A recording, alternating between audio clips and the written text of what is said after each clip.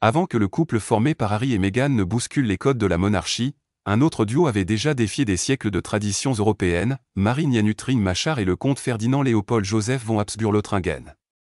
Leur histoire d'amour, étonnante et inattendue, s'est construite loin des palais et des cérémonials royaux, au cœur de l'Afrique de l'Est.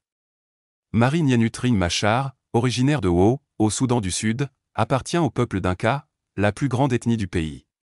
Ferdinand, lui, porte l'un des noms les plus illustres d'Europe, celui des Habsbourg, une dynastie impériale qui a marqué des siècles d'histoire sur le continent.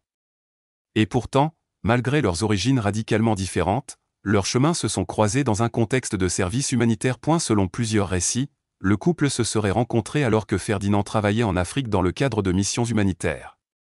Titulaire d'un doctorat en sciences sociales de l'Université de Durham, il avait passé plus de 15 ans au sein du programme des Nations Unies pour le développement, notamment au Soudan du Sud et aux Maldives.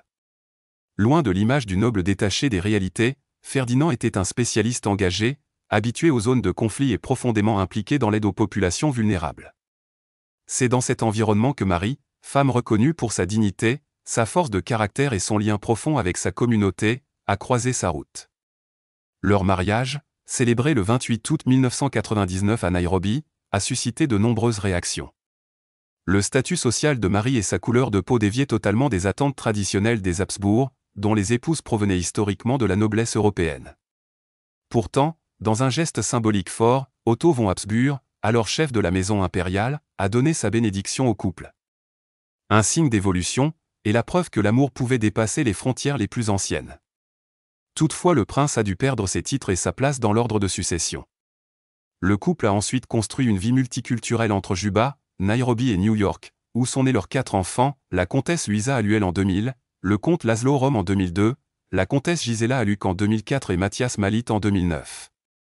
Leur famille incarne aujourd'hui un pont vivant entre l'héritage autrichien et les traditions sud-soudanaises. Ferdinand poursuit son travail auprès de l'UNICEF, tandis que leur histoire demeure un exemple puissant d'un amour capable d'unir deux mondes que tout opposait autrefois.